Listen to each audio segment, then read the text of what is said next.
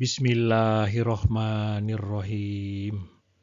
Dengan nama Allah yang Maha Pengasih, lagi Maha Penyayang.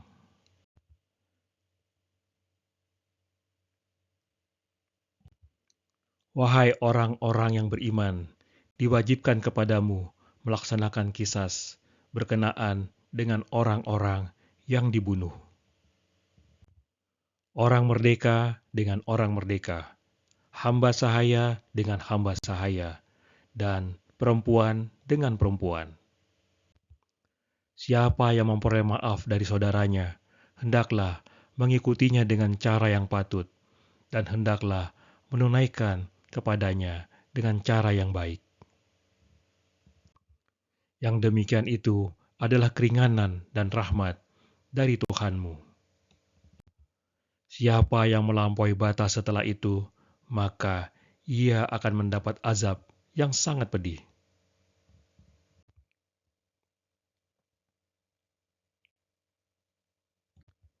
Wahai orang-orang yang beriman, diwajibkan atas kamu melaksanakan qisas, hukuman yang semisal dengan kejahatan yang dilakukan atas diri manusia berkenaan dengan orang yang dibunuh, apabila keluarga korban tidak memaafkan pembunuh.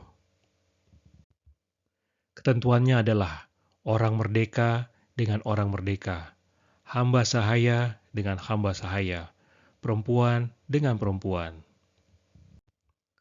Tetapi, barang siapa memperoleh maaf dari saudaranya, yakni keluarga korban, hendaklah dia mengikutinya dengan baik, yaitu meminta ganti diat atau tebusan secara baik tanpa niat memberatkan.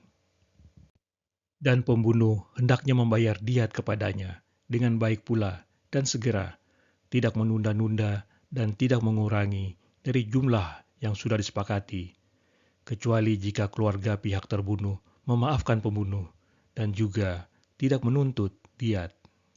Ketentuan hukum yang demikian itu, yaitu kebolehan memaafkan pembunuh dan diganti dengan diat atau tebusan, adalah keringanan dan rahmat dari Tuhanmu, supaya tidak ada pembunuhan yang beruntun dan permusuhan dapat dihentikan dengan adanya pemaafan. Barang siapa melampaui batas setelah itu dengan berpura-pura memaafkan pembunuh dan menuntut diat, tetapi setelah diat dipenuhi masih tetap melakukan pembunuhan terhadap pembunuh, maka ia telah berbuat zalim dan akan mendapat azab yang sangat pedih kelak di akhirat. Ayat ini mengisyaratkan bahwa pemaafan itu tidak boleh dipaksakan, sekalipun memaafkan lebih bagus daripada menghukum balik dengan hukuman yang setimpal.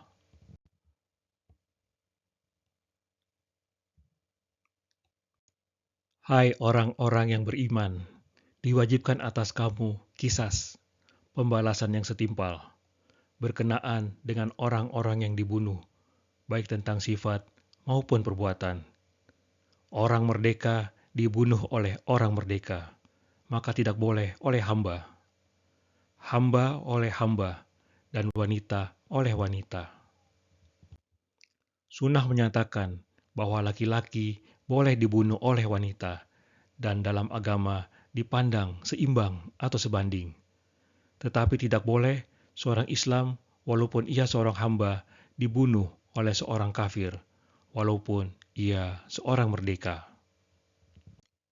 Barang siapa yang mendapat kemaafan, maksudnya di antara pembunuh-pembunuh itu, berkenaan dengan darah saudaranya yang dibunuh, berupa sesuatu, misalnya dengan ditiadakannya qisas yang menyebabkan gugurnya sebagian hukuman oleh sebagian ahli waris. Dengan disebutkannya saudaranya membangkitkan rasa santun yang mendorong seseorang untuk memaafkan dan menjadi pernyataan bahwa pembunuhan itu tidaklah mengakibatkan putusnya persaudaraan dalam agama dan keimanan. Maka hendaklah mengikuti, artinya orang yang memaafkan itu terhadap pembunuh, hendaklah mengikuti dengan cara yang baik, misalnya memintanya supaya membayar diat atau denda dengan baik-baik dan tidak kasar. Pengaturan mengikuti terhadap memaafkan, menunjukkan bahwa yang wajib ialah salah satu di antara keduanya, dan ini merupakan salah satu di antara kedua pendapat Syafi'i. Sedangkan menurut pendapatnya yang kedua, yang wajib itu ialah qisas, sedangkan diat menjadi penggantinya. Sekiranya seseorang memaafkan dan tidak menyebutkan diat, maka bebaslah dari segala kewajiban, dan hendaklah si pembunuh membayar diat kepadanya, yaitu kepada yang memaafkan tadi, yakni ahli waris, dengan cara yang baik pula, artinya tanpa melalaikan dan mengurangi pembayarannya. Demikian itu maksudnya, diperbolehkan mengganti hukum qisas dan kemaafan dengan diat. Hal ini adalah suatu keringanan atau kemudahan dari Tuhanmu terhadapmu, suatu rahmat kepadamu berupa kelapangan, dan tidak dipastikannya salah satu di antara keduanya, seperti diwajibkannya qisas atas orang-orang Yahudi dan diat atas orang-orang Kristen. Dan barang siapa yang melanggar batas, misalnya dianiayanya si pembunuh dengan membunuhnya pula, sesudah itu, maksudnya setelah memaafkan, maka baginya siksa yang pedih atau menyakitkan, yaitu di akhirat dengan api neraka, atau di dunia dengan dibunuh pula.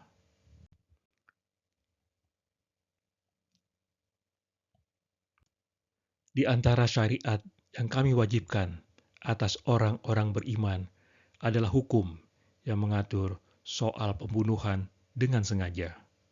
Telah kami wajibkan pelaksanaan qisas atas kalian sebagai hukuman bagi pelaku pembunuhan.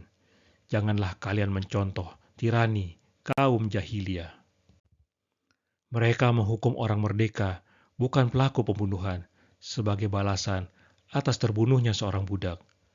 Laki-laki sebagai ganti wanita, petinggi kaum sebagai ganti rakyat jelata, tanpa memberi hukuman pada pelaku pembunuhan itu sendiri. Maka dengan hukum qisas ini, kami mewajibkan bahwa orang merdeka harus diqisas karena membunuh orang merdeka lain, hamba dengan hamba, dan wanita dengan wanita. Jadi landasan hukum qisas ini adalah semata-mata untuk menghentikan kejahatan si pembunuh dengan memberikannya hukuman yang setimpal.